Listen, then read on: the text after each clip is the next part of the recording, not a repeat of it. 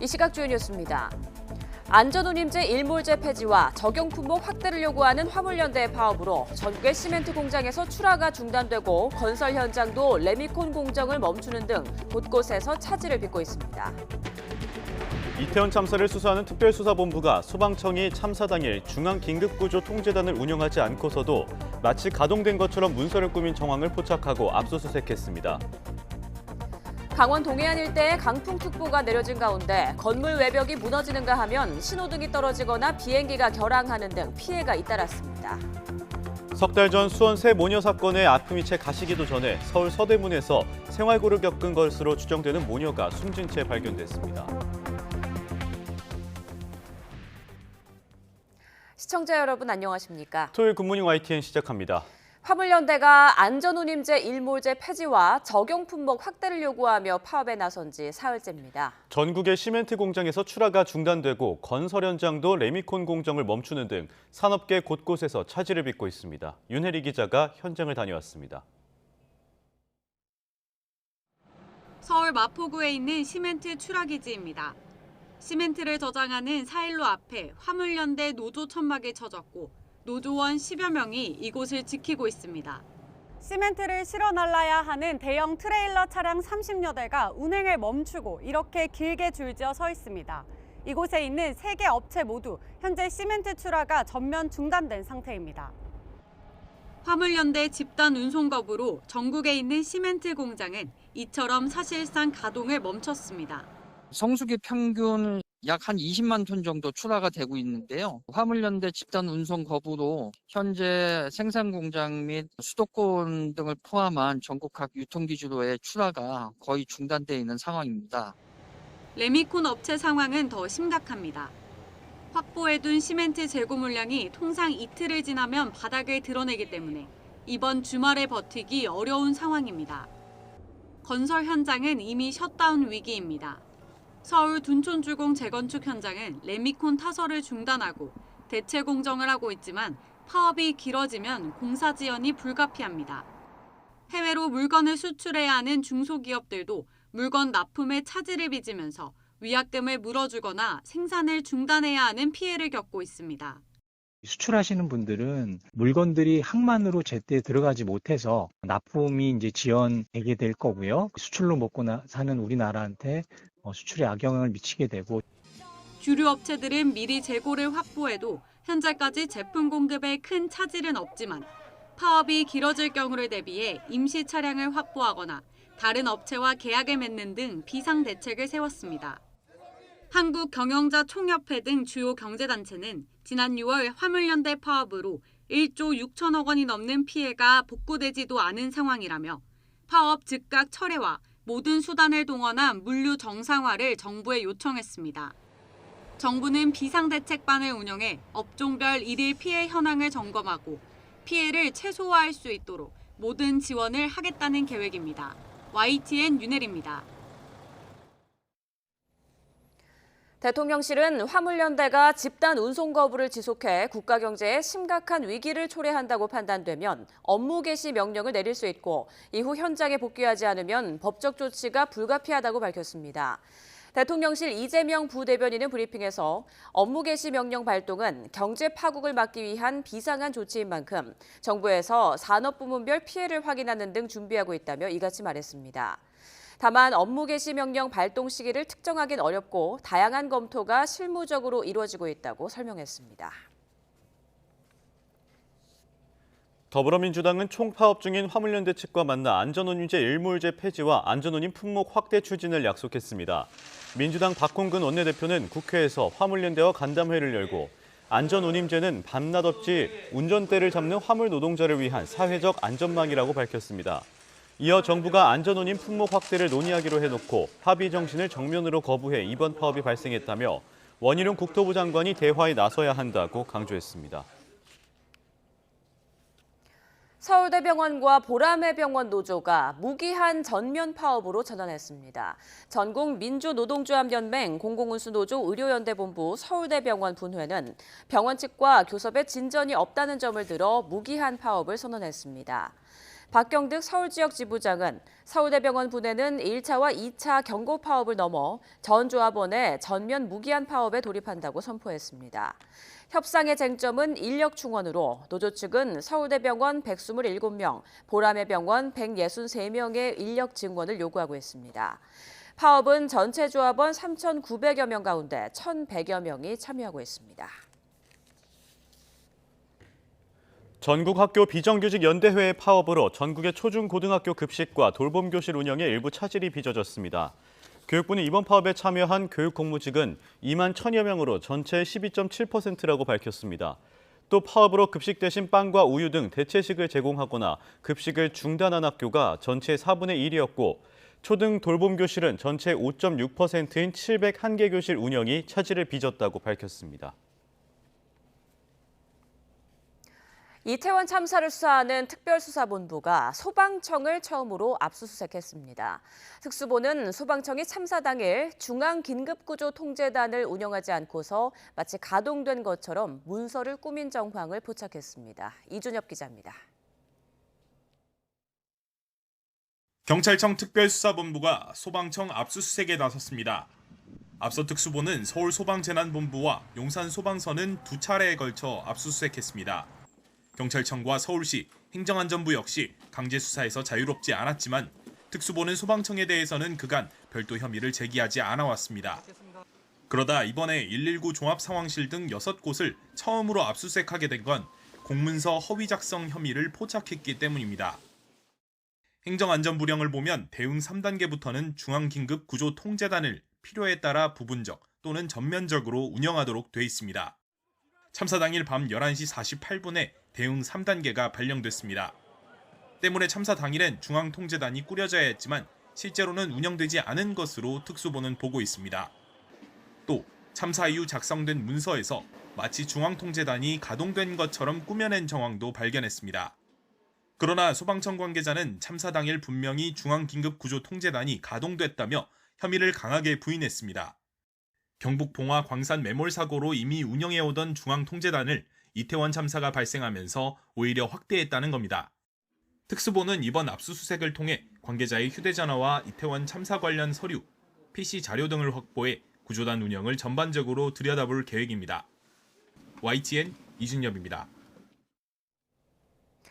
경찰청 특별수사본부가 김광호 서울경찰청장을 최대한 신속하게 소환해 조사하겠다고 밝히면서 수사는 점점 윗선을 향하고 있습니다. 앞서 YTN 보도를 통해 김 청장은 참사가 일어나기 전 이태원에 투입할 기동대가 있는지 확인한 것으로 드러났죠. 따라서 기동대가 필요하다는 걸 인지했는데 실제로는 왜 투입하지 않았는지가 수사의 핵심이 될 전망입니다. 안동준 기자입니다. 이태원 참사 당일 서울경찰청 상황관리관으로 근무했던 류미진 총경.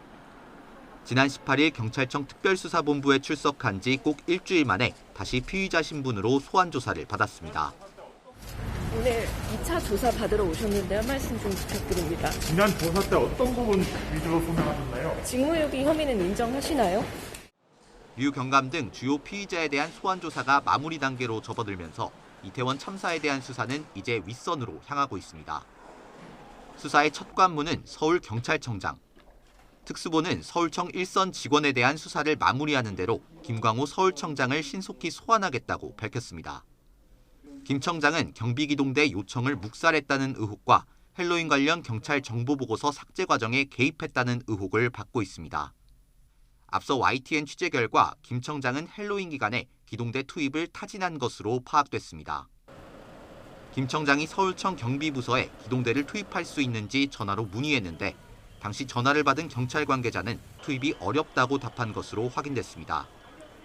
이후 김 청장은 별다른 조치를 취하지 않았는데 기동대 요청에 대한 사실관계를 떠나 김 청장이 애초 기동대 필요성을 인지하고 있었다면 책임을 면하기는 어려울 것으로 보입니다.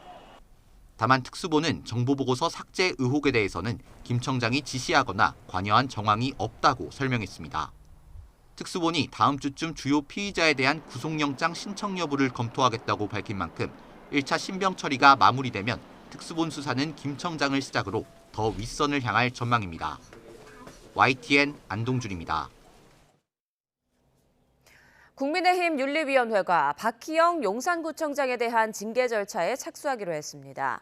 이양희 당 중앙윤리위원장은 어제 윤리위 전체 회의가 끝난 뒤 기자들과 만나 박 구청장이 부적절한 언행으로 사회적 물의를 일으켜 품위유지 의무를 위반했다며 이같이 밝혔습니다. 다만 박 구청장이 직무상 잘못을 저질렀는지에 대해서는 윤리위 소관이 아니라 판단하기 어렵다고 설명했습니다. 참사 20여일 만에 공개적 목소리를 낸 이태원 참사 유가족들은 참사 당일에도 또 이후에도 정부는 없었다며 울분을 쏟아냈습니다. 진상규명에 참여할 권리는 물론 다른 유족들과 만날 기회도 차단하면서 유족들은 무력하게 있을 수밖에 없었다는 건데요. 정부보다 시민단체가 먼저 지원에 나섰습니다. 송재인 기자입니다. 첫 공식 석상에 선 이태원 참사 유족들은 가장 먼저 참사 당시 희생자 이송 과정에 의문을 나타냈습니다. 참사는 서울 이태원에서 났는데 희생자들이 수도권 외곽의 병원까지 분산됐기 때문입니다. 무슨 생각으로 우리 아이들 시신을 경기도 외곽으로 뿔뿔이 훑어놓으셨나요? 이태원 근처 큰 의료시설에 최소 20-30명이라도 모여 있었다면 애초 피해자들 사이에 접점이 없던 참사였던 데다 유족들까지 서로 다른 병원에 머물다 보니 서로에게 닿을 기회는 더욱 줄어들었습니다. 정부 주도로 설치된 지자체 분향소들 역시 유족들이 설 수 있는 적절한 공간은 아니었습니다. 영정은 물론 위패도 없는 분향소는 또 다른 상처였습니다. 저의 동의 없이 분향소에 위패 없고 영정 없는 사진을 봤을 분향소 그 또한 저한테는 2차 가해였습니다. 날마다 참사와 관련한 소식이 들려오지만 정작 유족들은 진상규명 과정에 참여하지 못했습니다. 사인과 사망 시각 그리고 사망 장소 모두 알 수 없는 상황입니다.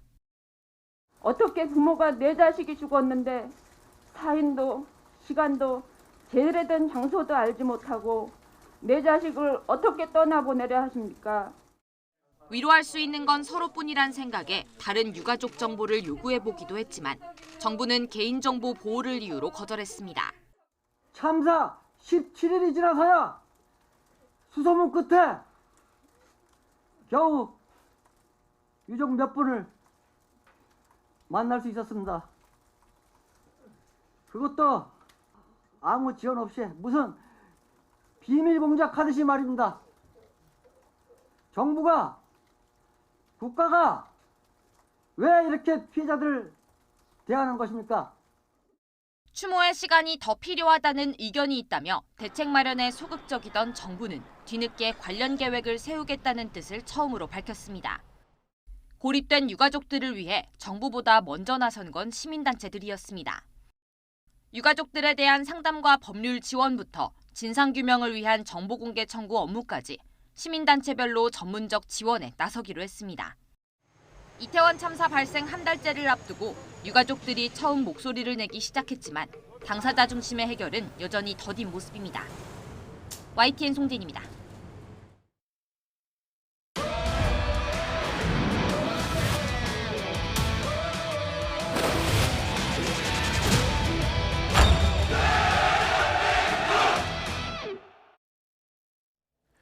우루과이전을 마친 대표팀이 회복 훈련을 하면서 가나와의 2차전 경기를 준비하고 있습니다. 선수들은 가나가 치른 포르투갈전을 보며 2차전을 준비하고 있습니다. 카타르 도하에서 김동민 기자의 보도입니다. 우루과이전에 선발로 나온 선수들은 따로 사이클을 타며 회복 훈련을 했습니다. 김민재 선수는 종아리 근육 부상으로 회복 훈련도 쉬었고 황희찬 선수는 따로 훈련하면서 전력 질주도 하고 공도 찼습니다. 우루과이전에 뛰지 않았거나 교체로 나온 선수들은 미니게임까지 소화하며 약 80분간 훈련했습니다. 선수들은 가나와 포르투갈전을 지켜보며 가나와의 2차전도 준비하고 있습니다. 가나 선수들도 스피드도 굉장히 빠르고 피지컬도 좋고 또 선수들의 개개인 능력도 또 좋으면서 이 경기 또한 또 쉽지 않겠다는 생각을 했었고 포르투갈에 진 가나는 훈련을 비공개로 전환하며 한국전을 대비했습니다. 가나 감독은 한국을 이기면 16강도 가능하다고 말한 만큼 더 공격적으로 나올 가능성이 큽니다. 가나의 수비 뒷공간을 노릴 수 있는 기회가 우리 대표팀에게 더 많아질 수 있습니다. 가나라는 팀이 색깔이 뚜렷하고 빠른 팀이어가지고 어떻게 저희가 더 잘 준비해야 되는지 경기를 보면서 형들과 얘기를 많이 나눴고, 우루과이전에서 보여준 수비 조직력이 가나전에서도 이어진다면 벤투호는 또 한 번 멋진 경기를 보여줄 것으로 기대됩니다. 카타르 도하에서 YTN 김도훈입니다. 마스크 투혼을 펼쳤던 벤투호 캡틴 손흥민이 영국 언론이 뽑은 경기 최우수 선수로 뽑혔습니다. 후반에 교체 투입됐던 조규성과 이강인까지 태극전사를 향한 뜨거운 관심이 쏟아지고 있습니다. 우루과이전 2무점호를 김철희 기자가 전해드립니다.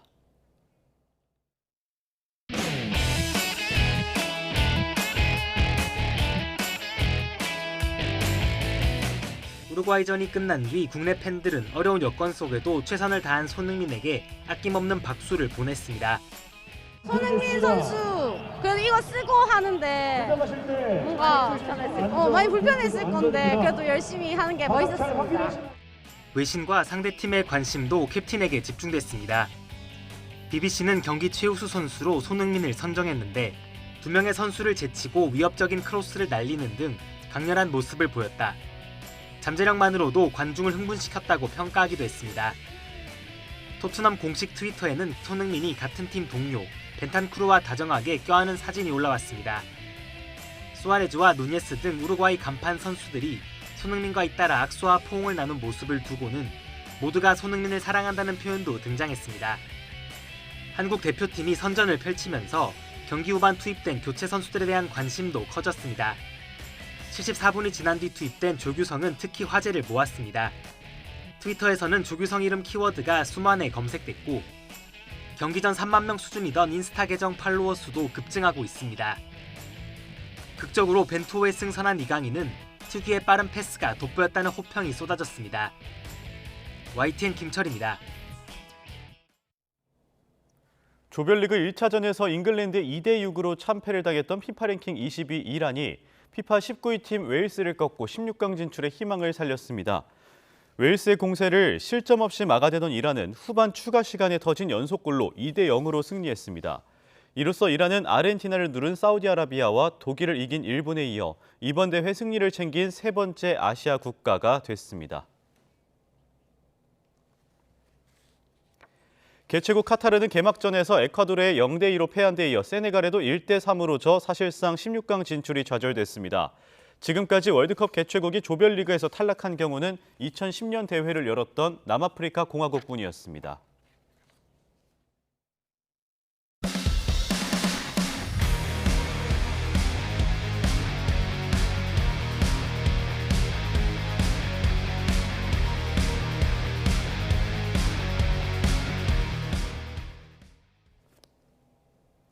강원 동해안 일대 강풍특보가 내려진 가운데 간밤에 강풍 피해 신고가 잇따랐습니다. 건물 외벽이 무너지는가 하면 신호등이 떨어지거나 비행기가 결항하기도 했습니다. 손효정 기자입니다. 거대한 공사 현장 크레인이 바람 방향에 따라 위태롭게 움직입니다.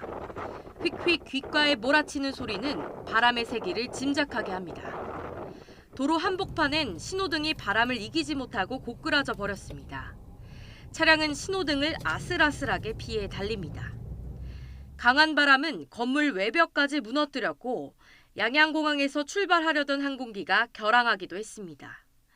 강원 동해안 일대 강풍특보가 발효되면서 영동 지방에서만 같은 피해 신고가 80건 넘게 접수됐습니다.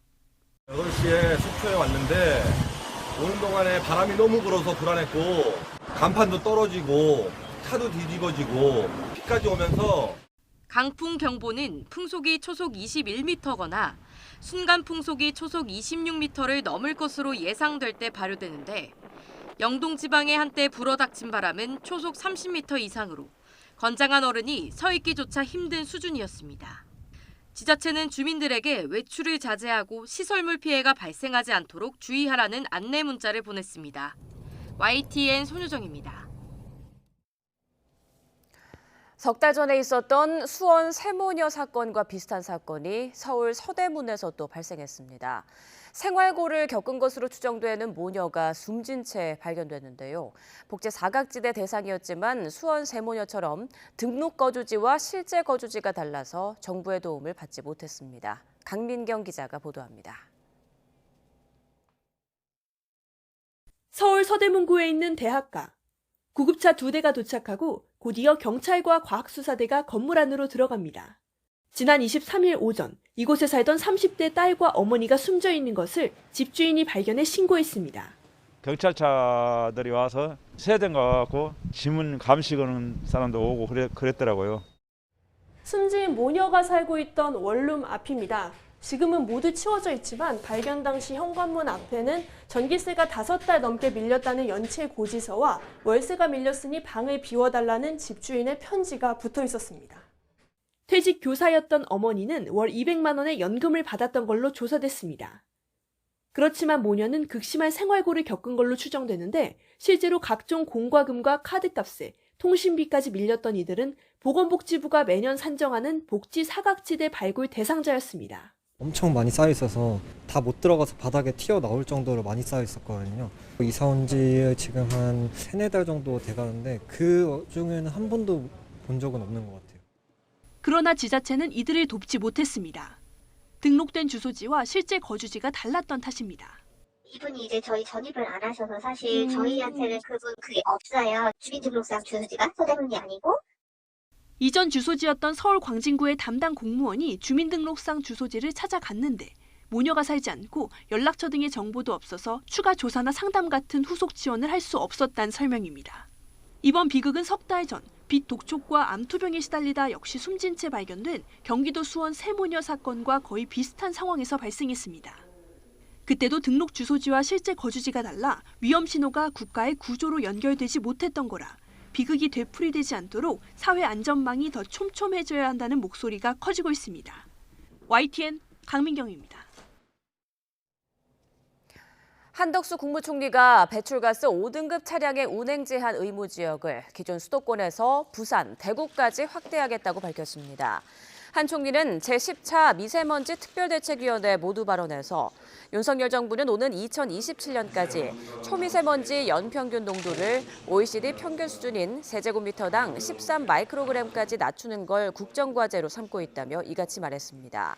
이어 대전과 울산, 광주, 세종도 의무 지역은 아니지만 운행 제한을 시범 실시하겠다고 덧붙였습니다.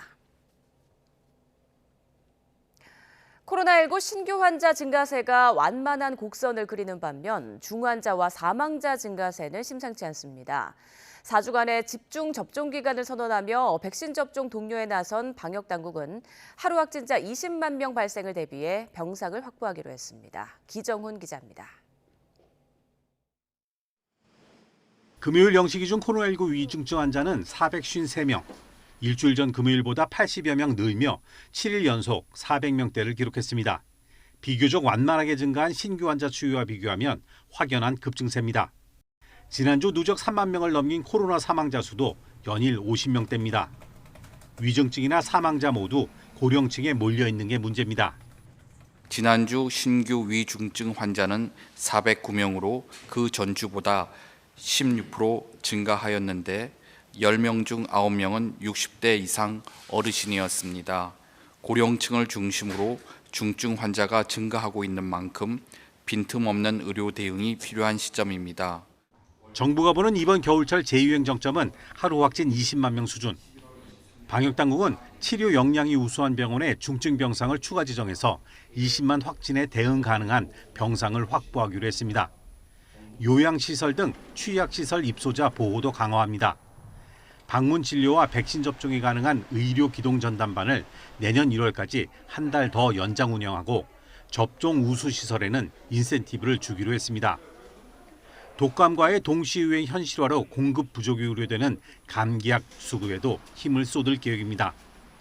조제용 아세트아미노펜을 내년 11월까지 기존보다 50% 늘려 공급하고 이를 위해 보험약가도 인상 조정하기로 했습니다. 도매상 또 약국의 매점 매석이라든지 대형 약국의 쏠림 현상 또 취업 끼워 팔기 등의 부당 행위를 방지하기 위해서 11월 17일부터는 내년 3월까지 위반 행위를 집중 단속하고 제재할 예정입니다. 식품의약품안전처도 조제용 아세트아미노펜을 공중보건위기대응 의료 제품으로 지정하고 제약사에 긴급 생산 수입 명령을 내리기로 했습니다. YTN 기정훈입니다. 중국 내 하루 확진자 수가 3만 명을 넘어 연일 최다를 기록하고 있습니다. 최후의 보루였던 수도 베이징마저 봉쇄의 그림자가 짙게 드리워졌습니다. 강정규 특파원이 현지 분위기를 전해왔습니다. 베이징 한인촌의 상징인 소호 빌딩. 인적 끊긴 거리엔 낙엽만 굴러다닙니다. 유일하게 사람들이 몰려있는 곳은 PCR 검사 대기줄 뿐입니다. 기존 72시간 음성 증명 의무화 조치가 48시간으로 단축됐는데 검사소는 되려 줄었기 때문입니다. 지금 제가 서 있는 곳은 소호 바로 맞은편에 있는 또 다른 유명 상가입니다. 이렇게 대부분 가게들이 문을 걸어 잠갔습니다.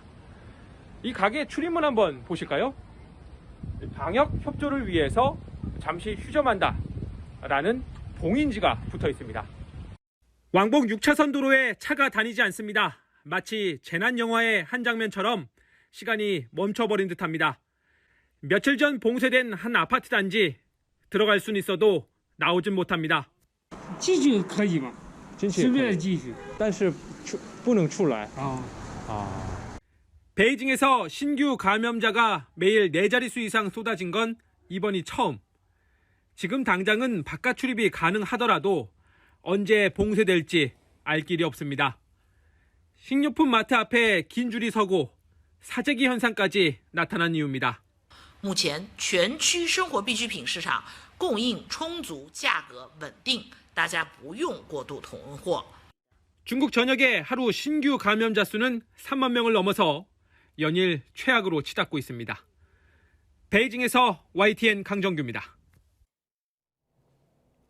내년 세계 경제가 금융위기 직후인 2009년 수준의 부진한 모습을 보일 것으로 전망됐습니다. 가장 큰 변수는 우크라이나 전쟁이 언제 끝날 것인가 하는 것이고 중국의 코로나 방역 정책도 중요한 영향을 줄 것으로 보입니다. 한영교 기자의 보도입니다. 국제금융협회는 러시아 우크라이나 전쟁이 장기전 양상을 보이면서 내년 세계 경제가 1.2% 성장할 것으로 전망했습니다. 세계 금융위기 직후인 2009년 수준의 부진한 모습으로 예상됐습니다. 경제협력개발기구 OECD는 이보다 1%포인트가 높은 2.2% 성장할 것으로 예측했습니다. We project global GDP to slow from 3.1% in 2022 to 2.2% in 2023. That is GDP growth well below the rate foreseen prior to the start of the war. 가장 부진할 것으로 예상되는 곳은 에너지 가격 급등의 충격을 직접 받은 유럽입니다. 상대적으로 나은 미국 경제도 급격한 통화 긴축 정책의 여파로 내년 상반기에 역성장할 가능성도 있는 것으로 거론됩니다. 현재로서 세계 경제를 회복시킬 수 있는 가장 중요한 변수는 우크라이나에서 전쟁이 끝나는 것입니다. It has to be said again and again, an end to the war and a just peace for Ukraine would be the most impactful way to improve the global economic outlook right now. 내년 세계 경제의 가장 큰 동인은 중국 경제가 될 것으로 보입니다. 중국이 내년에 엄격한 제로 코로나 정책에서 벗어나 출구 전략을 찾으면 유럽 등 다른 지역의 경기 위축을 만회할 수 있을 것으로 관측됩니다. 하지만 지금과 같은 엄격한 제로 코로나 정책을 내년에도 지속할 경우 중국의 경제 성장률도 1%포인트가량 떨어지고 세계 경제의 어려움도 커질 것으로 전망됩니다. YTN 한영규입니다. 일본 도쿄의 11월 소비자 물가가 엔화 가치 하락과 에너지 가격 상승 등으로 40년 7개월 만에 최대폭으로 올랐습니다. 일본 총무성은 도쿄 23구의 신선식품을 제외한 11월 소비자 물가 지수가 지난해 같은 달과 비교해 3.6% 상승했다고 밝혔습니다. 교도통신은 이 같은 상승률은 1982년 4월 이후 가장 높다고 전했습니다. NHK는 식료품과 전기, 가스 요금이 물가 상승의 주된 요인이라고 분석했습니다. 잇따른 금리 인상과 경기 침체 우려로 아파트 가격이 급락세에서 벗어나지 못하고 있습니다. 더 하락할 것으로 보고 매수에 나서지 않으면서 거래 절벽도 심화하고 있습니다. 이동우 기자가 취재했습니다. 서울 재건축의 상징으로 불리는 음마아파트. 전용 76제곱미터가 최근 17억 7천만 원에 팔렸습니다. 지난해 11월 26억 3,500만 원보다 8억 6천만 원 급락한 것입니다. 잇따른 금리 인상과 경기 침체 우려로 그나마 찾는 사람들이 별로 없습니다. 거래가 없어요. 너무 조용해요. 떨어졌는데 그나마 이자 비용이 있고 그래서 쉽게 접근을 못하네요. 그나마. 잠실 5단지와 잠실 리센지 아파트, 노원구 월계동, 수원 영통 등 수도권 아파트들은 수억 원씩 떨어지며 그야말로 급락세를 피하지 못하고 있습니다. 집값이 더 떨어질지 모른다는 불안감에다가 대출금리까지 치솟자 내 집 마련 실수요자들까지 집을 살 엄두를 내지 못하고 있는데요. 금리 인상 랠리가 어느 정도 마무리되기 전까지는 거래 빙하기가 불가피할 것으로 보입니다. 실제로 11월 넷째 주 서울 아파트 매매 수급 지수는 67.9로 10년 3개월 만에 가장 낮은 수준까지 떨어졌습니다. 매매 수급 지수가 100보다 낮을수록 시장에는 집을 사려는 사람보다 팔려는 사람이 많다는 것을 의미합니다. 집값 추가 하락 기대감으로 매수세가 붙지 않으면서 서울 아파트 거래는 지속적으로 쪼그라들어 거래 절벽 수준입니다. 불과 2년 전에 10분의 1에도 미치지 못합니다. 집을 내놔도 팔리지 않자 집주인이 매매를 전월세로 돌리는 경우도 많아지고 있습니다. 서울 아파트 전월세 물건은 25일 현재 82,931건으로 10일 전에 비해 3.3% 증가했습니다. 서울 아파트 시장 전세 수급 지수도 지난주 70.6에서 이번 주 68.5로 내려와 70선이 무너졌습니다. 전문가들은 부동산 시장 경착륙을 막기 위해 특단의 대책이 필요하다고 조언합니다. 현재 부동산 시장 상황은 지난 2008년 글로벌 금융위기 때와 맞먹는 전조 현상이 나타나고 있습니다. 따라서 보다 과감한 규제 완화 조치와 경기 부양 대책이 필요해 보입니다. 정부도 부동산 시장 급냉을 우려하고 있는 만큼 어떤 대책을 내놓을지 관심이 쏠리고 있습니다. YTN 이동호입니다.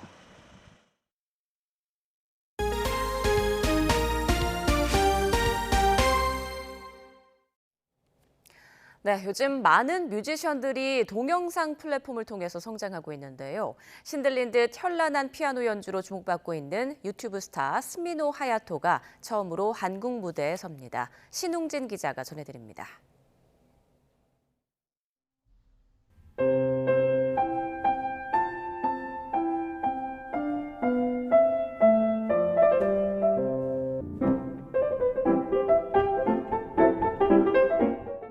모차르트가 작곡한 반짝반짝 작은 별.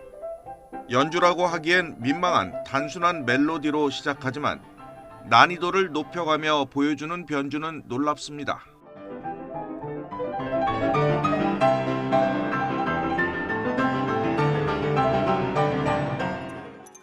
클래식 연주자로서는 드물게 구독자가 100만이 넘는 유튜버 스미노 하야토입니다. 1995년생으로 어린 시절 각종 콩쿠르를 휩쓴 영재이기도 했지만 음악을 전공하지 않고 일본 최고 학부인 도쿄대 공대에서 대학원까지 마쳤습니다. 3年前ぐらいってまだその研究の道に進むか音楽の道に進むかって迷ってたんですよ。どっちもやっていくのかなと思ってたんですけど、気づいたら音楽しかやっていなくてっていうことは音楽の方が好きなのかなっていう。 공부와 음악을 병행하던 스미노 하야토는 지난해 최고 권위를 자랑하는 쇼팽 국제 콩쿠르에 뒤늦게 도전했습니다. 여기서 3라운드인 세미파이널까지 진출하면서 클래식계의 주목을 받게 됐습니다. 눈이 미쳐 따라갈 수 없을 만큼 빠르고 화려한 연주로 세계 팬들을 사로잡고 있습니다. 다음 달에는 처음으로 한국 무대에도 오르는데 인기를 반영하듯 클래식 부문 최상위 예매율을 기록하고 있습니다.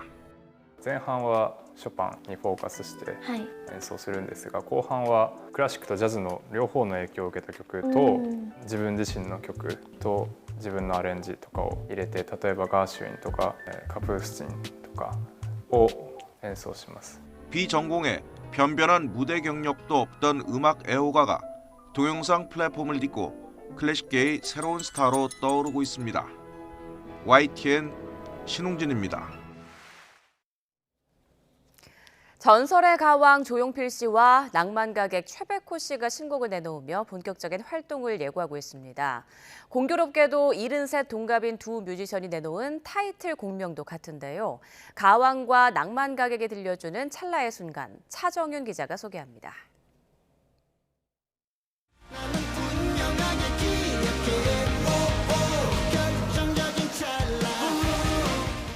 경쾌한 멜로디로 사랑에 빠지는 운명적인 순간을 노래합니다. 가왕 조용필 씨가 지난 2013년 헬로와 바운스를 발표한 지 9년 만에 내놓은 신곡 찰나입니다. 꿈을 던지고 그곳을 향해서 뛰어가보는 거야. 위대한 대자연을 마주하는 듯 웅장한 사운드가 담긴 세렝게티처럼에서는 꿈을 잃지 말라는 응원과 위로를 전합니다. 조용필 씨는 이번에 발표한 디지털 싱글 2곡을 시작으로 내년 말 정규 앨범 20집을 완성하겠다는 계획입니다. 20집이라는 거는 꼭 내야 되는 앨범이기 때문에 부담이 너무 커가지고 이번 앨범도 더 잘해야지 하는 욕심이 너무 과했던 것 같아요. 조용필 씨의 새 노래는 이번 주말과 다음 주말 총 나흘간 서울 올림픽 공원에서 열리는 단독 콘서트에서 첫 선을 보입니다. 나의 빛나는 찰나여 이미 지나버린 찰나여. 최백호 씨의 찰나는 덤덤하고 묵직하게 인생의 가장 빛났던 순간을 고백합니다. 8곡이 담긴 동명의 앨범에는 가수 정미도 씨부터 래퍼 타이거 JK와 지코, 조지 등 젊은 후배들도 목소리를 보탰습니다. 지코라는 가수하고 개코라는 가수가 있는데 힙합을 한번 해보자 하고 약속을 했어요. 춤도 한번 배워서 시도도 한번 해볼까. 70년대 춤을 추면 멋지잖아요. 73이라는 나이가 무색할 만큼 단단하면서도 새로운 모습으로 돌아온 동갑내기 두 뮤지션의 귀환이 가요계의 신선한 바람이 되고 있습니다. YTN 차정훈입니다. 가수 겸 배우 이승기 씨가 데뷔 이후 18년간 소속사로부터 음원 수익을 한 번도 정산받지 못했다고 밝혀서 파문이 일고 있는 가운데 소속사인 후크 엔터테인먼트가 이에 반박하고 나섰습니다. 후크 엔터테인먼트는 이승기 씨와 지난해 다시 전속 계약을 체결하면서 그동안의 정산 내역을 쌍방 확인해 금전적 채권 채무 관계를 정산했고 이 같은 사실을 확인하는 합의서를 작성했다고 주장했습니다. 이어 이승기 씨의 이번 문제 제기에 따라 그동안 지급한 상당한 액수의 수익 정산 내역을 다시 면밀히 검토하고 있다며 잘못된 업무 처리가 있다면 바로잡고 책임질 예정이라고 설명했습니다. 오징어 게임으로 유명해진 배우 오영수 씨가 여성을 강제추행한 혐의로 재판에 넘겨졌습니다. 수원지방검찰청 성남지청은 지난 24일 오 씨를 강제추행 혐의로 불구속 기소했습니다. 오 씨는 지난 2017년 한 여성의 신체를 부적절하게 접촉한 혐의를 받고 있는데 오 씨는 혐의를 부인한 것으로 알려졌습니다.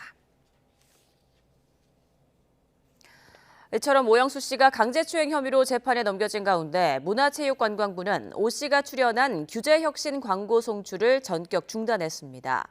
문체부 관계자는 YTN 기자와의 통화에서 오영수 배우를 촬영한 규제혁신 광고가 배포된 유관기관에 송출 중단을 요청했다고 밝혔습니다. 또 출연료 반납과 관련해선 법적 검토를 거쳐 규정에 따라 처리할 방침이라고 설명했습니다. 오 씨와 맺은 계약에서는 법령을 위반하거나 사회적 무리를 빚어 기소 처분을 받을 경우 계약을 해지하도록 하는 조항이 포함되어 있습니다. 제주에서 경승용차에 깔린 70대 여성을 주민들이 합심해서 구해냈습니다. 이 차를 몰았던 70대 남성은 상습 음주운전으로 면허도 없는 상태였습니다. 고재형 기자의 보도입니다.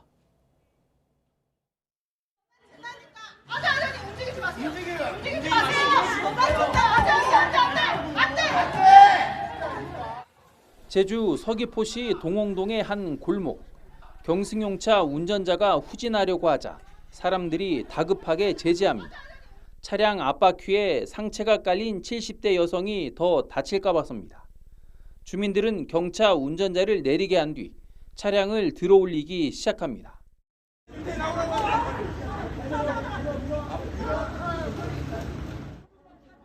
주민은 물론 귀가하던 학생들까지 힘을 모은 덕분에 여성은 119 구급대가 오기 전에 구조됐습니다. 병원으로 이송된 이 여성은 다행히 생명에는 지장이 없는 것으로 알려졌습니다. 사고를 낸 70대 남성은 혈중 알코올 농도가 면허 취소 수준인 0.08% 이상으로 만취 상태였습니다. 또 상습 음주운전으로 몇 년 전 면허가 취소된 상태였습니다.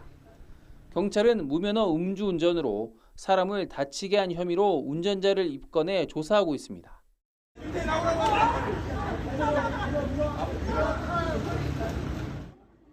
YTN 고재영입니다. 제2의 N번방으로 불리는 텔레그램 성착취 대화방, 이른바 L 사건의 유력 용의자가 경찰에 붙잡혔습니다. 서울경찰청은 L 사건의 주범으로 의심되는 20대 한국인 A씨를 호주에서 체포했다고 밝혔습니다. A씨는 2020년 말부터 올해 8월까지 미성년자 9명을 협박해 성착취물을 만들고 텔레그램으로 이를 유포한 혐의를 받습니다. 경찰은 수사를 통해 호주 시드니 인근에 사는 A씨를 용의자로 특정하고 23일 현지 경찰과 함께 거주지를 압수수색한 뒤 체포했습니다. 서아프리카 기니만 인근 해상에서 한국인 2명이 탑승한 급유선이 해적에 억류됐다가 하루 만에 무사히 풀려났습니다. 외교부는 우리 시간으로 그제 오전 7시쯤 코트디부아르 남방 200캐리에서 연락이 끊겼던 마샬 제도 국적의 싱가포르 유류 운반선 비오션호가 어제 오전 11시 55분쯤 연락이 다시 닿아 선원들의 안전이 확인됐다고 설명했습니다. 선박에는 한국인 선장과 기관장, 인도네시아 국적 선원 17명 등 19명이 탑승하고 있었고 다친 사람은 없는 것으로 파악됐습니다.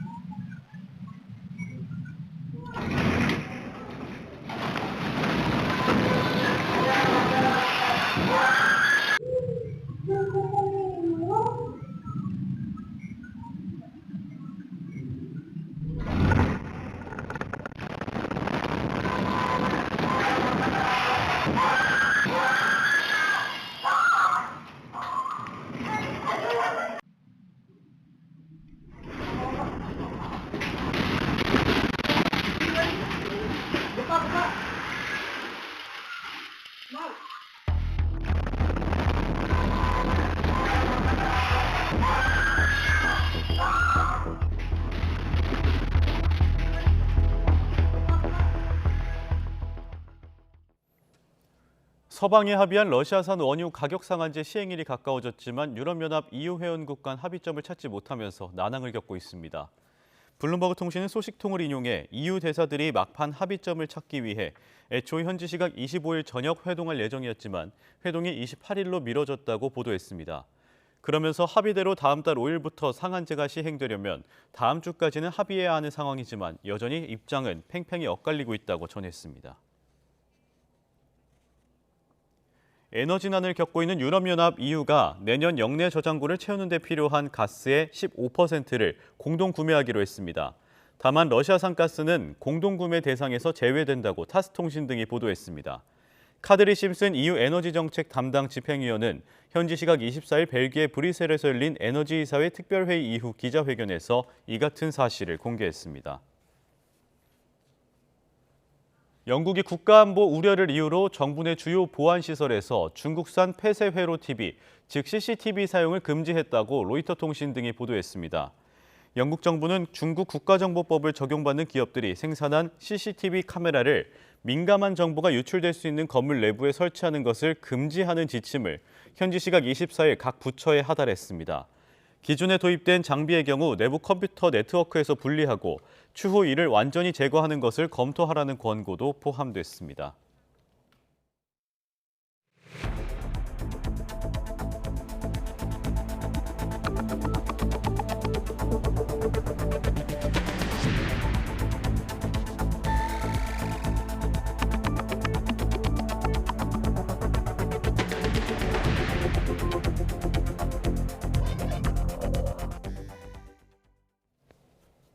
네, 굿모닝 YTN 이어갑니다. 오늘 새벽 강원도 강릉에서 산불이 발생했습니다. 자칫 큰 불로 번질 뻔했지만 다행히 2시간 만에 꺼졌습니다. 과거 대형 산불로 피해가 컸던 터라 주민들은 놀란 가슴을 쓸어내렸습니다. 우철희 기자입니다.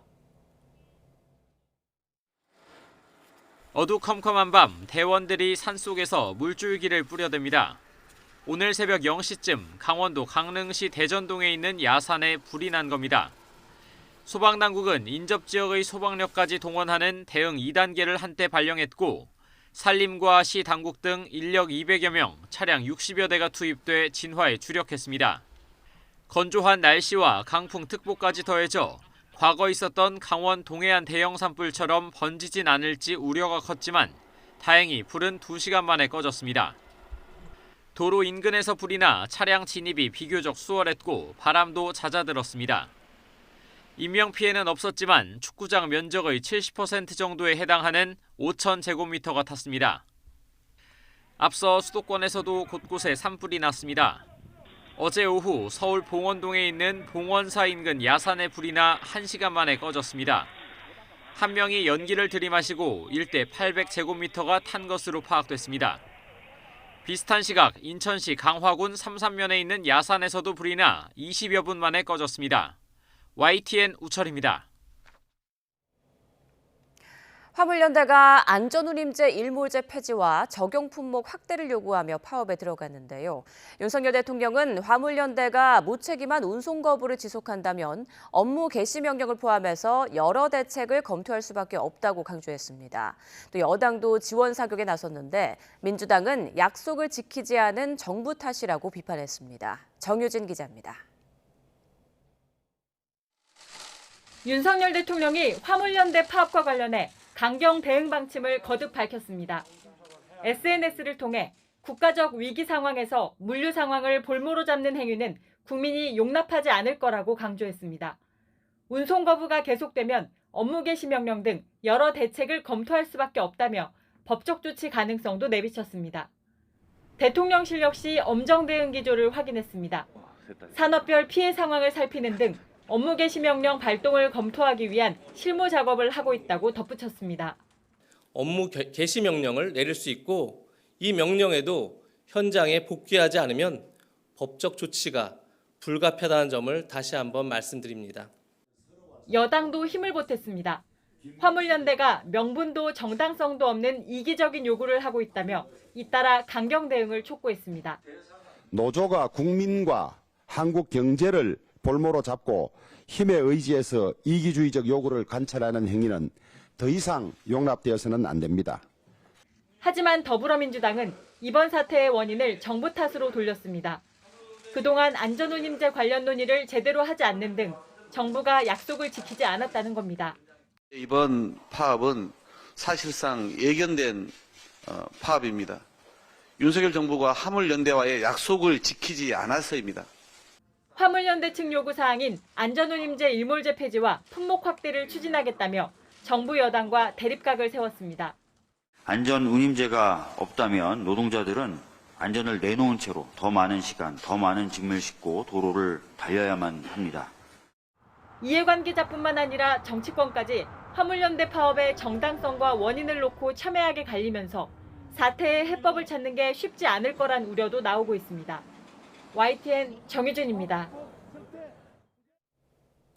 인력 충원을 요구하며 한시적 파업에 들어갔던 서울대병원과 보라매병원 노조가 무기한 전면 파업으로 전환했습니다. 파업이 진행되더라도 응급실과 중환자실 등은 필수 유지 인력으로 정상 운영되지만 장기화할 경우 진료 차질이 우려되는데요. 또 학교 비정규직 노조 파업으로 학교의 급식과 돌봄도 일부 차질을 빚었습니다. 김평정 기자입니다. 사흘간 한시적 경고 파업에 들어갔던 서울대병원과 보라매병원 노조가 무기한 전면 파업을 선언했습니다.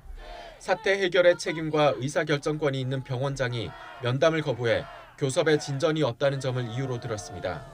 노조는 서울대병원 127명, 보라매병원 163명의 인력 증원을 요구하고 있습니다. 환자를 지키기 위해서 병실이 있는 것이 아니라 환자를 지키기 위해선 파업을 통해서 인력을 충원하는 게 맞다라고 하면서 간호사 200명이 파업에 나와 동참하고 있습니다. 이런 문제를 해결하기 위해서 병원한테 요구하고 있는데 아직까지 답을 하고 있지 않습니다. 파업에도 응급실과 중환자실, 수술실 등은 필수 유지 인력이 남아 정상적으로 운영되고 있습니다. 다만 파업이 장기화하면 업무 피로도가 쌓이면서 진료 차질이 있을까 우려됩니다. 서울대병원 측은 실무진의 교섭은 계속 진행해왔다며 빠른 합의를 이끌기 위해 최선을 다하겠다는 입장입니다. 이와 함께 학교 비정규직 노조도 하루 총파업에 들어갔습니다. 학교 급식 노동자들이 죽어나가고 있는 야만의 시대를 우리는 살아가고 있습니다. 그래서 오늘 우리는 마음껏 구호도 외치고 파업 여파로 서울은 전체 학교의 10%, 인천과 경기는 20에서 30% 정도가 급식을 중단하거나 빵과 우유 등으로 대체했습니다. 또 전국의 돌봄 교실도 교직원이 대신 투입되거나 운영 시간이 축소되는 등 차질을 빚었습니다. 파업에 참여한 조합원들은 서울 여의대로에 모여 임금 인상과 비정규직 철폐 등을 요구하며 파업 대회를 열었습니다. YTN 김평정입니다. 서울교통공사 노조가 인력 감축 구조조정안을 철회하지 않는다면 30일 총파업을 강행하겠다고 밝혔습니다. 노조는 어제 서울 성동구 서울교통공사 군자 차량기지 사무소 노조 사무실에서 미디어 간담회를 열고 이같이 밝혔습니다. 노조는 서울시와 공사가 재정 적자를 이유로 2026년까지 1,500명을 축소하려 한다고 말했습니다. 노조는 오히려 5월 말 심야 연장 운행 재개로 인력 230여 명이 더 필요한 상황이라고 주장했습니다. 이태원 참사를 수사하고 있는 경찰청 특별수사본부가 소방청에 대한 강제 수사에 나섰습니다. 특수본은 어제 오후 정부 세종청사에 있는 소방청에 수사관 22명을 보내 119 종합상황실 등 6곳을 압수수색했습니다. 경찰은 이태원 참사 당일 소방청에서 중앙긴급구조통제단이 꾸려지지 않았지만 가동된 것처럼 허위로 서류에 적시하는 등 문제가 있었다고 의심하고 있습니다.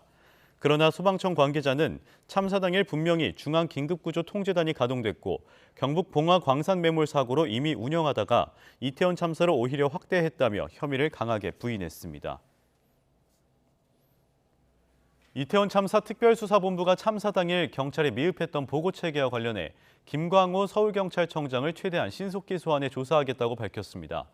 경찰청 특수부는 어제 브리핑에서 열린 서울청 일선 직원들에 대한 조사를 마무리한 뒤 최대한 이른 시점에 김 청장을 부르겠다고 설명했습니다.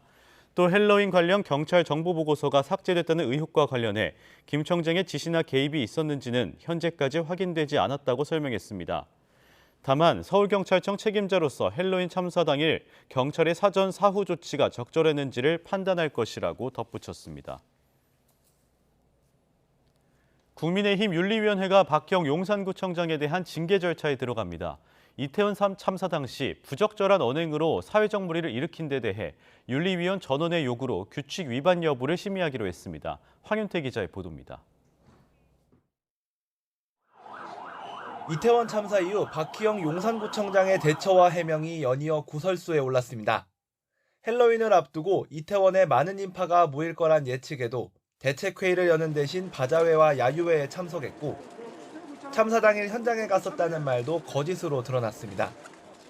사고 9일 만에 박 구청장이 사과했지만 마음의 책임이란 표현에 진정성이 없다는 비판이 쏟아졌습니다. 구청장으로서 책임을 회피하지 않고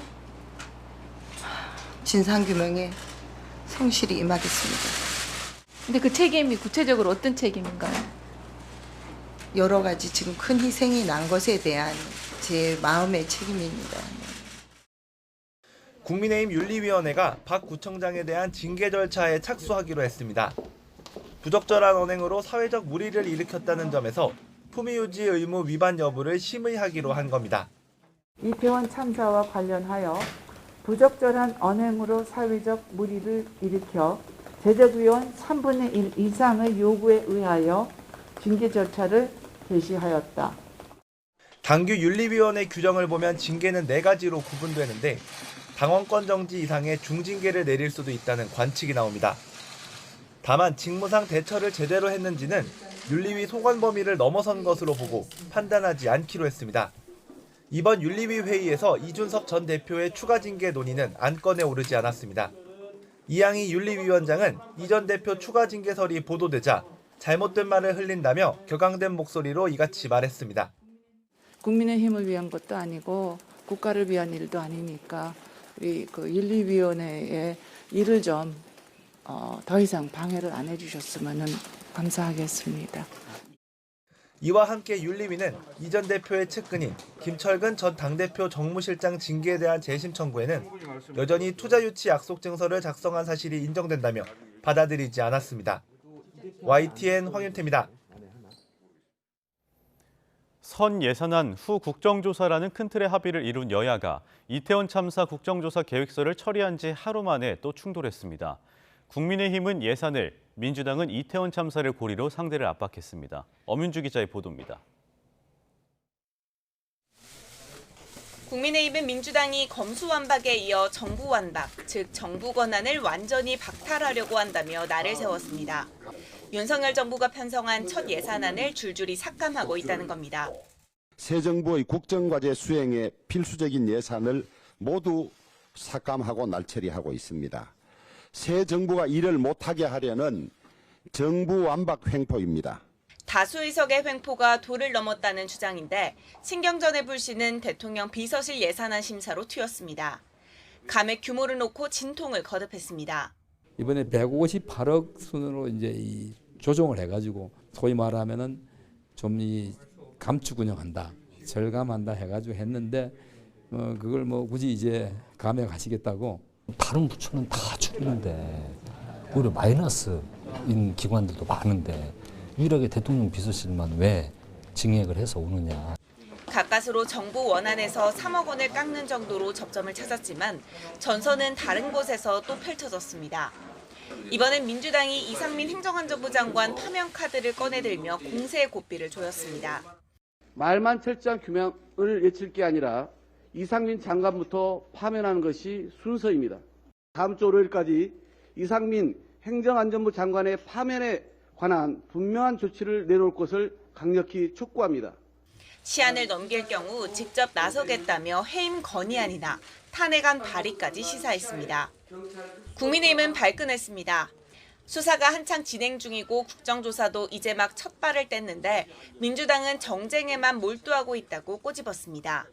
국회 본회의 문턱을 넘은 이태원 참사 국정조사는 기본적으로 예산안이 처리된 뒤 본격적으로 가동되는 구조입니다.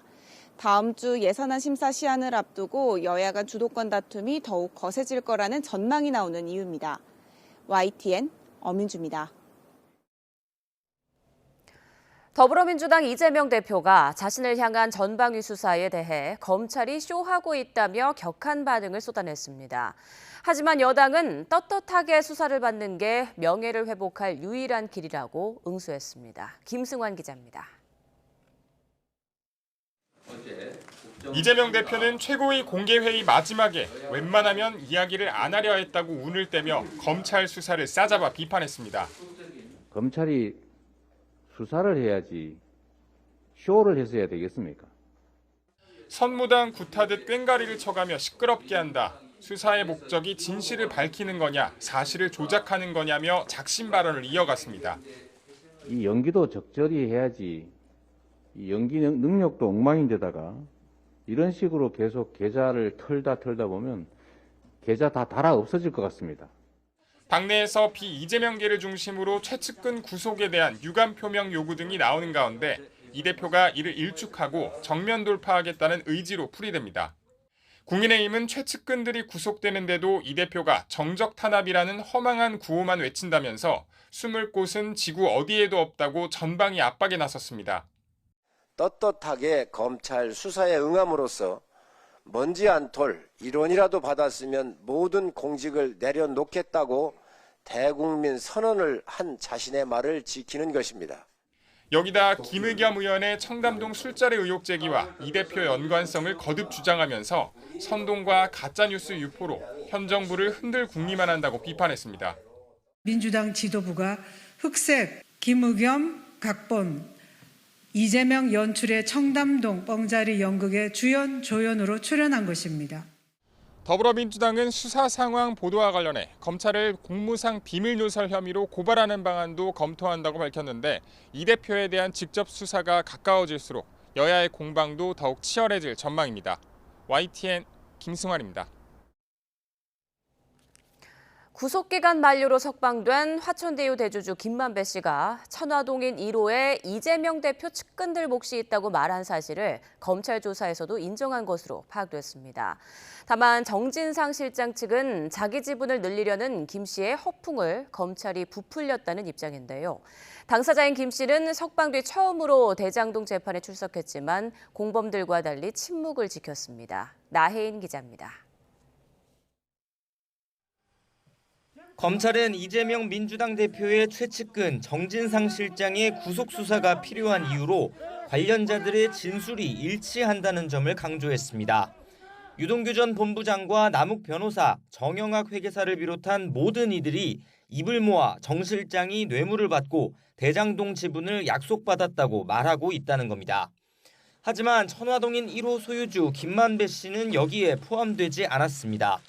검찰은 김 씨가 처벌받을 것을 두려워한 나머지 일부 범행을 부인하고 있다고 정 실장 구속영장에 적었습니다.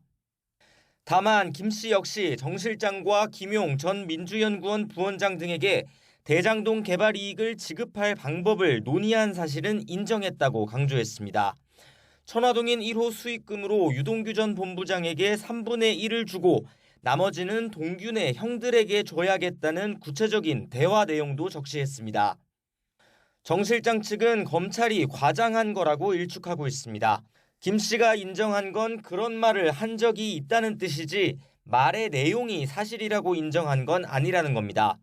검찰이 자기 지분을 늘리려고 거짓말했다는 김 씨 입장을 쏙 빼고 마치 자백한 것처럼 몰아갔다는 주장입니다. 당사자인 김 씨는 석방 뒤 처음으로 대장동 사건 재판이 열린 법원의 모습을 드러냈지만 침묵을 이어갔습니다. 천화동인 1호 실소유주에 대해서 한 말씀 부탁드립니다. 반면 남욱 변호사는 법정에서 김 씨가 이 대표 측에 지분을 얼마나 약속했는지는 모른다면서도 그 지분에는 이 대표 몫도 포함된 걸로 안다고 주장했습니다. 대장동 사업의 책임자가 이 대표였고 이 대표 역시 성남시장에 이어 경기지사 선거, 대선까지 염두에 두고 있었다는 말을 유동규 전 본부장에게서 들었다고 했습니다. 검찰은 일단 남 변호사의 진술을 뒷받침할 관련자들의 계좌, 통화 기록 등 여러 물증 역시 확보했다는 입장입니다. 입을 닫고 있는 김만배 씨의 입장은 다음 주 남 변호사에 대한 추가 증인신문 과정에서 구체적으로 드러날 것으로 보입니다. 검찰은 구치소에 수감된 정 실장을 구속적 부심 기각 이후 처음으로 불러 대장동 지분 관련 이 대표의 관여 여부 등을 추궁했습니다. YTN 나힌입니다. 코로나19 7차 유행이 본격화한 가운데 지난주 신규 위중증 환자가 일주일 전에 비해 16% 증가했습니다. 조규홍 보건복지부 장관은 중대본 회의 모두 발언에서 지난주 신규 위중증 환자가 409명으로 전주보다 16% 증가했다고 밝혔습니다. 또 위중증 환자 10명 중 9명이 60대 이상이었고 고령층을 중심으로 중증 환자가 증가하고 있는 만큼 빈틈없는 의료 대응이 필요한 시점이라고 강조했습니다. 조 장관은 이와 관련한 대책으로 치료 역량이 우수한 병원에 중증 병상을 추가로 지정하는 등 하루 확진자 20만 명도 대응 가능한 병상을 확보하겠다고 덧붙였습니다. 코로나19 재유행과 독감 환자 증가에 대비해 정부가 제약사에 긴급 생산을 지시하고 매점 매석을 단속해 해열 진통제 공급량을 늘리기로 했습니다.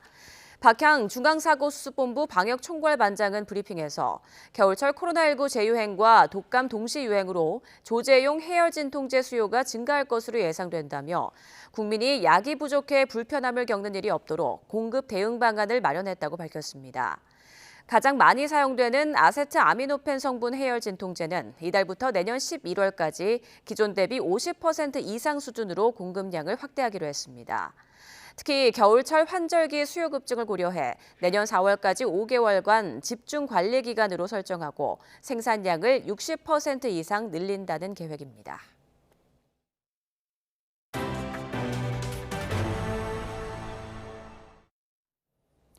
다세대 주택에서 모녀가 함께 숨진 채 발견돼 경찰이 수사에 나섰습니다. 서울 서대문 경찰서는 23일 오전 11시쯤 서울 창천동에 있는 다세대 주택에서 60대 어머니와 30대 딸의 시신을 발견해 조사하고 있습니다. 세입자가 숨진 것 같다는 집주인 신고를 받고 현장에 출동한 경찰은 현재까지 타살 혐의점은 없다고 밝혔습니다. 서울 서대문구청 등은 숨진 모녀가 기초생활수급 대상자는 아니지만 몇 달 동안 전기요금 등이 연체돼 보건복지부의 복지사각지대 발굴 대상자에는 포함된 것으로 파악하고 있습니다. 구청은 이전 거주지에서 주소가 이전되지 않아 별도의 통보는 받지 못했다고 설명했습니다. 서아프리카 기니만 인근 해상에서 한국인 2명이 탑승한 급유선이 해적에 억류됐다가 하루 만에 무사히 풀려났습니다. 이 일대에서는 유사한 일이 심심찮게 발생한 것으로 알려져서 주의가 필요해 보입니다. 조수연 기자의 보도입니다. 우리 시간 24일 오전 7시쯤 코트디부아르 남방 200해리에서 마샬 제도 국적의 4,000톤급 유류 운반선 비오션호에 연락이 두절됐습니다. 선박에는 한국인 선장과 기관장, 인도네시아 국적 선원 17명 등 19명이 타고 있었습니다. 외교부는 억류 의심 상황을 접수한 직후 재외국민 대책본부를 설치하고 범정부적인 대응에 나섰습니다. 코트디부아르, 가나, 나이지리아 공관에는 현장 대책반을 마련하는 등 비상대책을 마련하던 중이었습니다. 하지만 약 하루 만에 연락이 다시 닿으면서 가슴을 쓸어내렸습니다. 외교부는 이 배가 해적에 억류됐다가 해적이 석유 탈취 후 하선하면서 선장이 선사에 연락을 해왔다고 밝혔습니다. 배는 상당 부분 파손됐지만 다행히 선원들 모두 다치지 않은 것으로 파악됐습니다. 선박은 우방국 해군의 호위를 받아 출발지인 코트디부아르 아비장항으로 복귀할 예정입니다. 사건이 발생한 지역에서는 지난 1월에도 우리 국민이 탑승한 급유선이 해적에 억류됐다가 석유와 현금 탈취 후 무사히 풀려난 일이 있었습니다. 지난해에도 이 일대에서 비슷한 사건이 2건, 2020년에는 3건 발생한 것으로 파악돼 각별한 주의가 요구되고 있습니다. YTN 조수현입니다. 이른바 제2의 N번방 사건의 주범 L로 지목된 20대 남성이 호주에서 붙잡혔습니다. 미성년자들을 협박해 성착취물을 제작하고 텔레그램으로 유포한 혐의를 받는데 이렇게 퍼진 영상은 경찰이 확인한 것만 1,200개가 넘습니다. 김근우 기자의 보도입니다. 호주 시드니 인근 주택가에 서울경찰청 조끼를 입은 경찰관들이 들이닥칩니다. 곧이어 수갑을 찬 채 끌려 나오는 건장한 남성. 이른바 제2의 N번방의 주범 L로 지목된 20대 중반 한국인 A씨입니다. A씨는 지난 2020년부터 피해자들을 협박해 성착취물 1,200여 개를 촬영하고 이를 텔레그램으로 유포한 혐의를 받습니다. L은 얼굴과 목소리가 드러나지 않는 SNS의 특성을 활용해 1인 3역을 하며 치밀하게 피해자들을 속였습니다. 먼저 2019년 N번방 사건을 폭로했던 추적단 불꽃을 사칭해 성착취물이 퍼지고 있다며 도와주겠다고 접근했습니다. 그러면서 피해자를 위협해 성착취물을 촬영하는가 하면 또 다른 피해자인 척 다가가 협박범에게 협조하도록 유도하기도 했습니다. 올해 초 신고를 접수한 경찰은 공범과 유포자 등 25명을 붙잡아 이 가운데 6명을 구속했는데 텔레그램 측에서 협조 요청에 회신하지 않는 등 수사에 난관이 많아 주범 검거에는 애를 먹었습니다. 그러다 해외 SNS 업체 등을 140여 차례 넘게 압수수색한 끝에 A씨를 주범으로 특정해 호주 경찰과 함께 체포했습니다. 지금까지 파악된 피해자는 9명, 모두 10대 미성년자입니다. A씨는 인터넷에서 영상을 구했을 뿐이라며 범행을 부인하고 있지만 경찰은 A씨의 휴대전화에서 발견한 영상을 토대로 혐의 입증을 자신하고 있습니다. 현재 압수수색에서 나온 핸드폰에 피해자의 영상들, 유포되지 않은 영상들이 다수 확보되어 있고 피해자에게 접근하였던 텔레그램 계정도 저희가 확인한 바가 있습니다. 경찰은 호주 경찰이 A씨를 기소할 수 있도록 국내에서 수집한 증거 자료를 제공할 계획입니다. 동시에 범죄인 인도 요청을 통해 국내 송환도 추진할 방침입니다. YTN 김근우입니다. 오징어 게임에 출연해서 뒤늦게 스타덤에 오른 배우 오영수 씨가 강제추행 혐의로 재판을 받게 됐습니다. 본인은 혐의를 부인하고 있는 가운데 정부는 오영수 씨가 모델로 등장한 광고를 내렸습니다. 신웅진 기자의 보도입니다. 배우 오영수 씨가 강제추행 혐의를 받고 있는 것으로 확인됐습니다. A씨는 지난 2017년 오영수 씨에게 추행을 당했다며 지난해 말 고소장을 접수했는데 경찰은 불송치 결정을 내렸습니다. 이후 A씨가 이의 신청하자 수원지검 성남지청이 다시 수사해 오 씨를 강제추행 혐의로 불구속 기소했습니다. 이에 대해 오영수 씨는 호숫가를 돌며 길 안내 차원에서 손을 잡은 것뿐이라며 지난해 A씨에게 사과한 건 문제 삼지 않겠다고 해서 한 것이지 혐의를 인정한 건 아니었다고 주장한 것으로 알려졌습니다. 배우 오영수 씨는 지난해 넷플릭스 드라마 오징어 게임에 오일남 역으로 나와 폭발적인 인기를 누렸습니다. 이 드라마로 한국 배우로는 처음으로 골든글로브 TV 부문 나무조연상을 받기도 했습니다. 오영수 씨는 규제혁신 정책 광고에도 등장했는데 정부는 이번 일로 송출을 중단했습니다. 광고뿐 아니라 출연 작품의 미래도 불투명해졌습니다. 최근까지 연극 러브레터 서울 공연 흥행을 견인해 왔는데 내년 1월 14일부터 이어지는 전주 무대에 오르기는 쉽지 않아 보입니다. 팔순이 다 된 나이지만 의욕적인 활동을 이어가던 노배우의 미래는 이제 재판 결과에 달렸습니다. YTN 신웅진입니다. 월드컵이 열리는 카타르에선 때 아닌 무지개 논쟁이 한창입니다. 선수들이 성소수자 차별 금지를 뜻하는 무지개 완장을 차겠다는 것을 피파가 막아선 것에 반발이 잇따르자 관중들에게만 무지개를 허용하기로 했습니다. 조성호 기자입니다. 일본과 월드컵 첫 경기를 앞둔 독일 대표팀. 일제히 오른손으로 입을 가린 의아한 포즈로 카메라 앞에 섰습니다. 피파가 성소수자 차별 금지를 의미하는 무지개 완장을 허용하지 않자 불만을 나타낸 겁니다.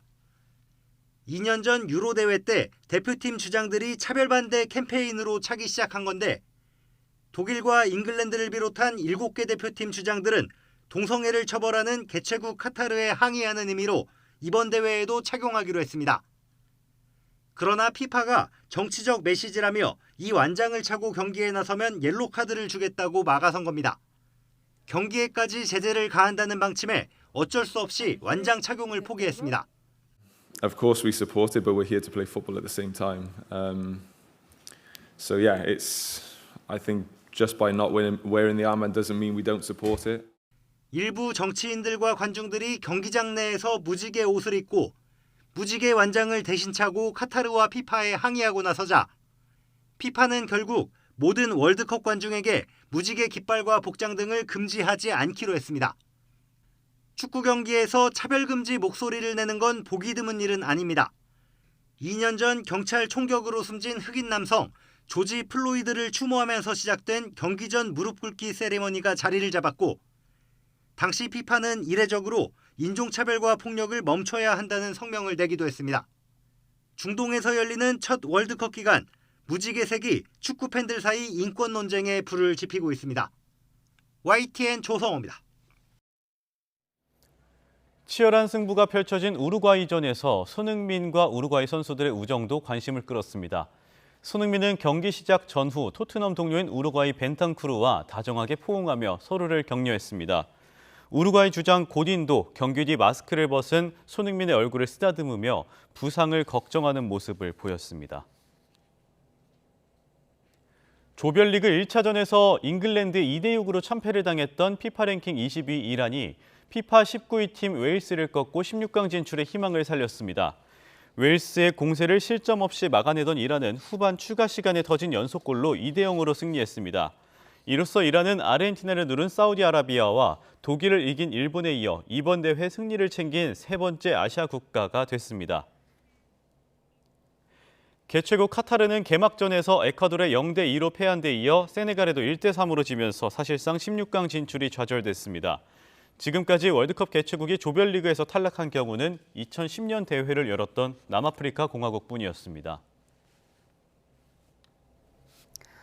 네, 올겨울 적용되는 미세먼지 계절관리제 시행계획이 확정됐습니다. 지난해 같은 기간보다 초미세먼지와 그 생성 물질을 최대 10%까지 줄인다는 계획인데요. 배출가스 5등급 차량은 수도권 외에 부산과 대구에서도 운행이 제한되고 석탄 발전소 가동도 중단됩니다. 정인용 기자의 보도입니다.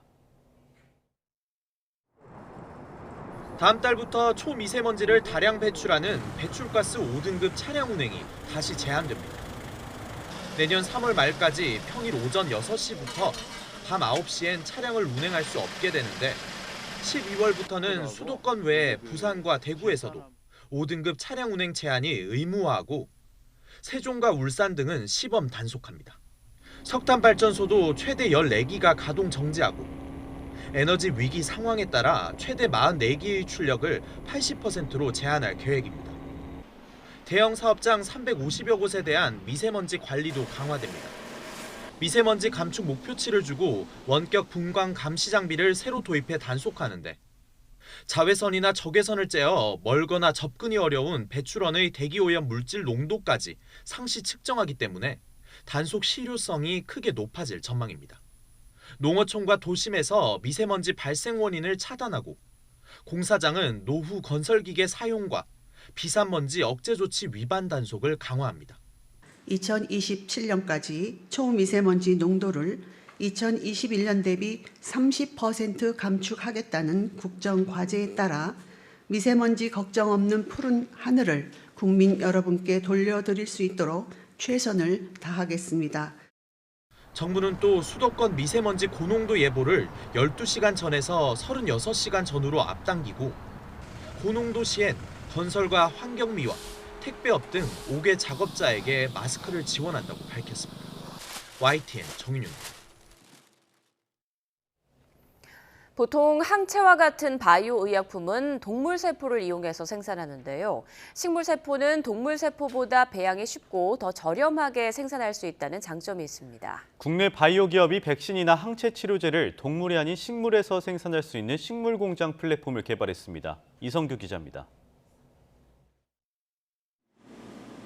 국내 바이오 기업의 식물 공장입니다. 실내 특수 공간에서 상추가 자라고 있습니다. 온도와 습도, 이산화탄소 등 재배 조건을 최적화해 식물이 편안하게 자랄 수 있겠습니다. 이 상추는 일반 상추보다 크기가 매우 작습니다. 크기는 작지만 일반 상추가 생산하지 못하는 비타민 D를 생산할 수 있도록 유전자를 교정했습니다.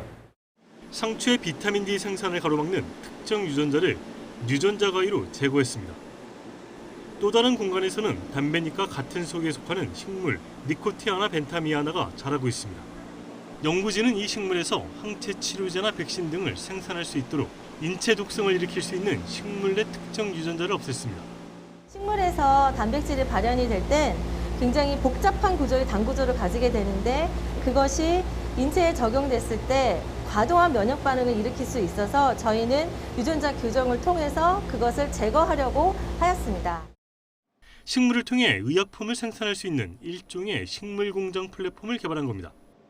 회사는 이를 이용해 실제 코로나19 백신 후보 물질을 개발하고 연구 성과를 국제학술지 백신에 게재했습니다. 이 식물에서 만든 단백질이 그 곤충세포에서 만든 단백질로 만든 그 백신인 후보 물질이 중국에서 그 결과가 나왔었습니다. 작년에. 그것에 비해서 효과가 한 2배 이상 좋은 걸로 저희들이. 또 개발한 식물 공장 플랫폼을 이용해 코로나19뿐만 아니라 진드기맥의 감염병인 중증열성 혈소판 감소 증후군 백신 개발도 진행하고 있습니다. 또 같은 식물에서 유방암 치료제 후보 물질 추출에도 성공해 전임상 실험을 준비하고 있습니다. 동물 세포보다 키우기 쉽고 비용도 저렴한 식물 공장 플랫폼이 의약품 개발의 새로운 돌파구가 될지 주목됩니다. YTN 사이언스 이성규입니다. 미국에 이어 영국도 국가 안보 우려를 이유로 정부 내 주요 보안시설에서 중국산 폐쇄회로 TV 사용을 금지했습니다. 미국은 2019년 국방수권법을 통해 정부기관의 중국산 CCTV 조달을 금지했습니다. 김원배 기자의 보도입니다. 영국 정부는 중국 국가정보법을 적용받는 기업들이 생산한 CCTV 카메라를 민감한 정보가 유출될 수 있는 건물에 설치하는 것을 금지하는 지침을 각 부처에 하달했습니다. 기존에 도입된 장비의 경우 내부 컴퓨터 네트워크에서 분리하고 추후 이를 완전히 제거하는 것을 검토하라는 권고도 포함됐습니다. 중국 기업들은 2017년 시행된 국가정보법에 따라 공산당 지도부인 정부 요구에 협력해야 합니다. 그 때문에 서방에선 중국 기업이 자국 장비에 정보를 몰래 빼낼 장치를 넣어뒀다가 이를 활성화할 수 있다는 안보 우려를 제기해 왔습니다. 올리버 다우던 영국 국무조정실장은 하원에 제출한 서면에서 정부 시설 내에 화상 감시 장비 설치와 관련해 현재와 미래에 발생할 수 있는 위험 요인을 검토한 뒤 내린 결정이라고 설명했습니다. 이는 영국 하원 외교위원회에서 개인정보 유출과 인권 침해 우려 등을 이유로 중국 정부가 지분을 보유한 하이크비전, 다우아 테크놀로지 등이 제조한 CCTV의 판매와 사용을 금지해야 한다는 요구가 제기된 데 따른 조치입니다. 미국은 2019년 국방수권법을 통해 하이크비전과 다우아 등 감시 카메라 제조업체들의 제품 조달을 금지했습니다. 이후 미국 정부 기관에서 이들 회사의 제품들은 퇴출 수순을 밟았습니다. 민간 부문에서도 지난달 미국 연방통신위원회가 자국 내에서 중국 기업이 생산한 화상 감시 장비에 대한 판매 금지 규정을 수립하고 있다는 언론 보도가 나왔습니다. YTN 김원배입니다. 유럽연합 EU가 러시아의 미사일 공습에 대규모 정전 사태 등이 발생한 우크라이나가 겨울철 난방과 전력망을 가동할 수 있도록 추가 지원을 하기로 했습니다. 우르줄라 폰데어라이엔 EU 집행위원장은 현지 시각 25일 젤렌스키 우크라이나 대통령과 전화 통화 후 성명을 내고 대형 변압기 등 전기 설비 지원을 준비 중이라고 밝혔습니다. EU는 아울러 여러 국가 내 관련 기업에 전력망 가동에 필수적인 고압 전기 설비 지원 요청을 했고 신속히 우크라이나에 인도될 수 있도록 파트너들과 협력 중이라고 전했습니다. 테슬라가 중국에서 차량 8만여 대에 대한 리콜을 진행 중인 것으로 전해졌습니다. 중국 국가시장감독관리총국은 차량 배터리 관리에 영향을 미치는 소프트웨어와 안전기 불량 때문이라고 설명했습니다. 앞서 테슬라는 4월에도 충돌 사고로 이어질 수 있는 반도체 부품 결함 가능성을 이유로 중국에서 모델 3 12만여 대를 리콜한 적이 있습니다.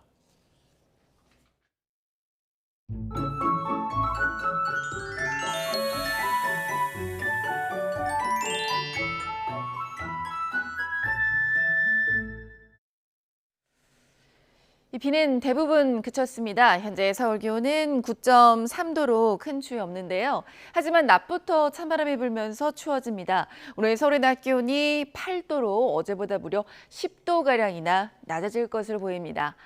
한편 황사의 영향으로 수도권과 충청은 오전에, 호남은 오후에 일시적으로 미세먼지 농도가 나쁨 단계 예상됩니다. 오늘 아침까지 전북 지방은 비가 조금 더 오겠고요. 전국적으로는 강풍이 예상됩니다. 특히 강원 산간은 강풍주의보 내려진 가운데 바람이 매우 강하게 불 것으로 보입니다. 현재 기온 살펴보겠습니다. 춘천이 4.9도, 부산은 13도고요. 이 낮 기온은 중부지방을 중심으로 기온이 크게 떨어집니다. 서울이 8도, 춘천이 9도, 대전 12도 예상되고 부산은 19도 보이겠습니다. 내일은 서울 아침 기온이 영하 1도까지 내려가면서 초겨울 추위가 찾아올 전망입니다. 날씨였습니다. 네, 잠시 뒤 굿모닝 YTN 2부가 이어집니다. 함께해 주신 여러분 고맙습니다.